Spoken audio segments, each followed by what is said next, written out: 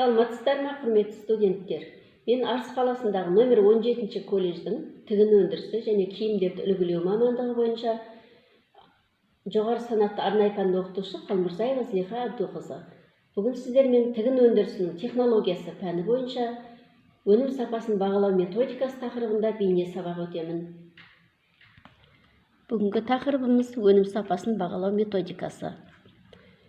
Бүгін сабағымызда тігін бұйымдарында кездесетін кемшіліктерді анықтаймыз, өнім сапасы туралы жалпы түсіндіреміз, өнім сапасын бағалау методикасы туралы мәліметтер береміз және бағалау жүйесінің тиімді жақтарын көрсетеміз. Сонымен жоспармен таныс болыңыздар. Тігін бұйымдарының кемшіліктерін анықтау, сапа деген не, өнім сапасын бағалау методикасы, өнім сапасын бақылау жүйесінің мақсаты және бекіту сұрақтары. Тігін бұйымдарының кемшіліктері. Тігін бұйымдарының кемшіліктері түрлі себептерден туындауы мүмкін. Кемшіліктердің болуы киімнің сапасының көрсеткішіне, өзіндік құнының төмендеуіне және товарлық реңінің болмауына әкеліп соғады. Кемшілік кез келген жерде кездеседі, бірақ стандартқа сай және стандартқа сай емес кемшіліктер болады. Жалпы киімде негізгі 3 түрлі ақау немесе кемшілік бар. Көзге көрініп тұратын және сырт көзге білінбейтін кемшіліктер, ақаулар мынандай 3 түрге бөлінеді. Бірінші, тоқыма кемшілігі. Бұл жерде шикізаттан бастап жіпті иіру, тоқу, матаны бояу, әрлеу, суреттер салу кезінде кететін негізгі кемшіліктер. Бұл ақауды аты айтып тұрғандай шикізат ақауы деп те атайды. Келесі конструкциялық кемшілік.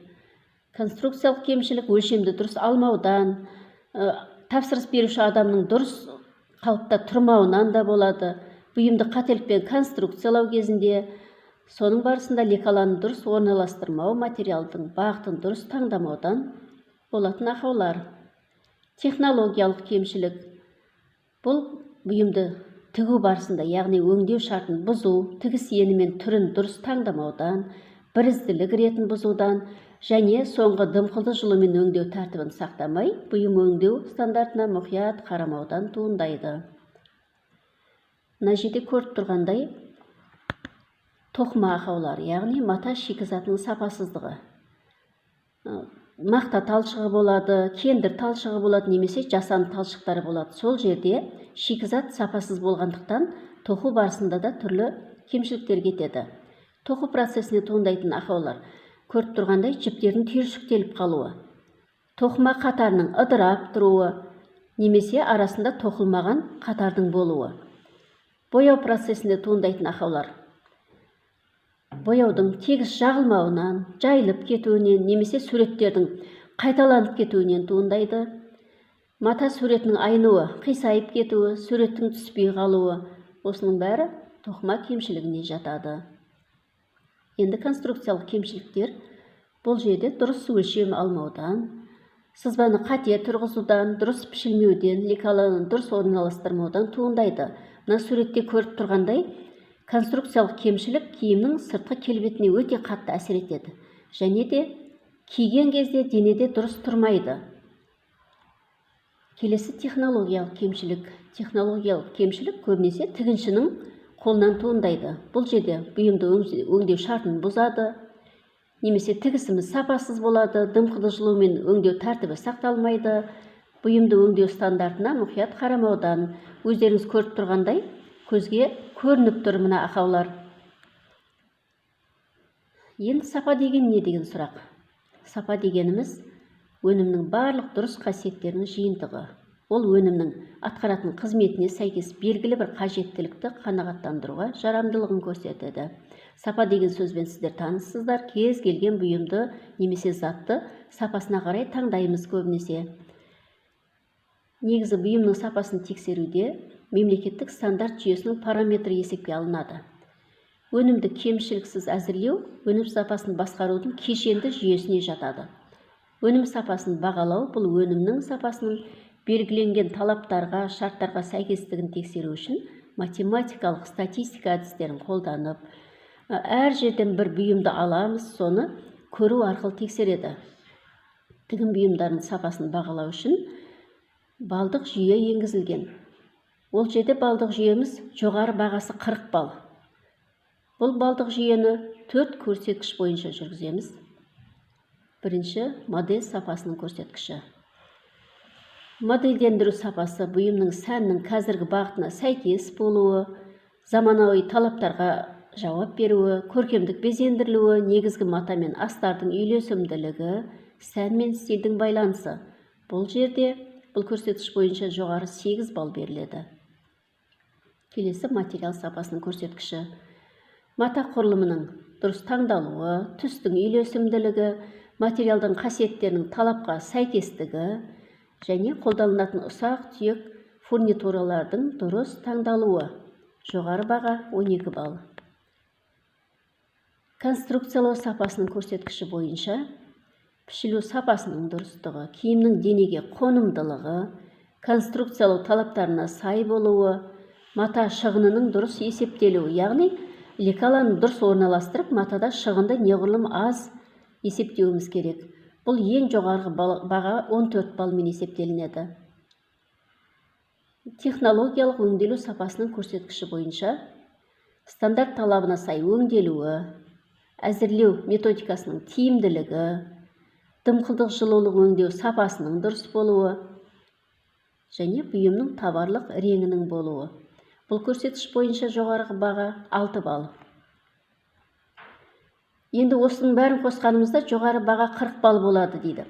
Енді тігін бұйымдарын осы методика бойынша бағалауды тігін өндірісіндегі бас инженер, эксперименталь цехтың конструкторы және технолог мамандар ұйымдастырылады. Бұл мамандар көбінесе ірі тігін өндірісінде кездесетін мамандар.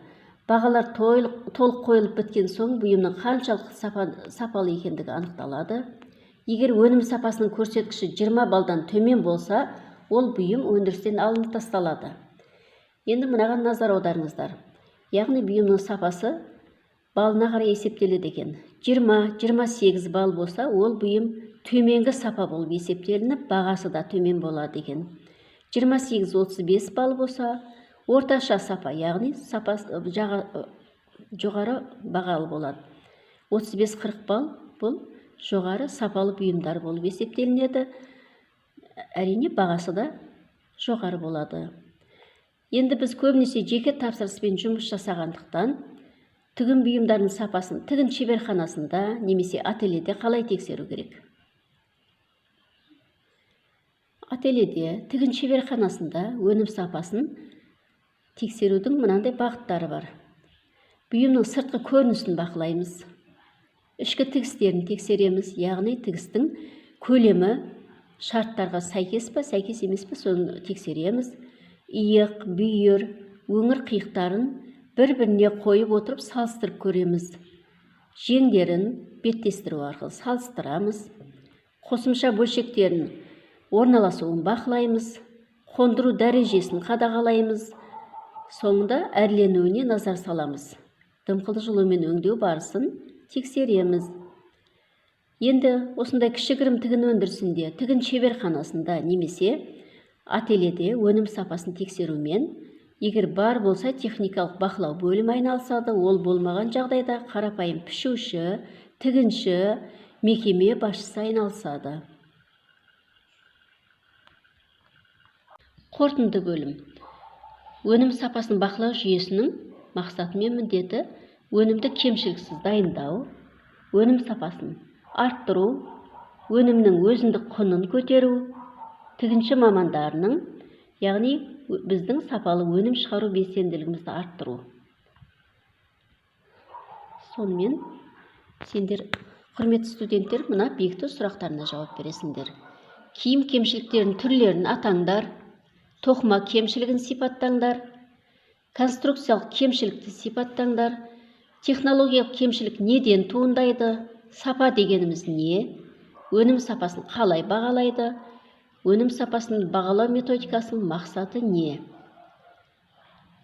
Сонымен үйде әйел сырт киімін әзірлеу кітабынан 303-306 беттерді оқимыз және өздерінің таңдауларын бойынша бір бұйымды немесе бір киімді балдық жүйемен бағалап келеміз. Яғни оның тоқыма кемшілігін, конструкциялық кемшілігін және технологиялық кемшілігін жоғарыда аталған балдар бойынша бағалап, соңында балдық жүйе мен сапасын анықтайсыңдар.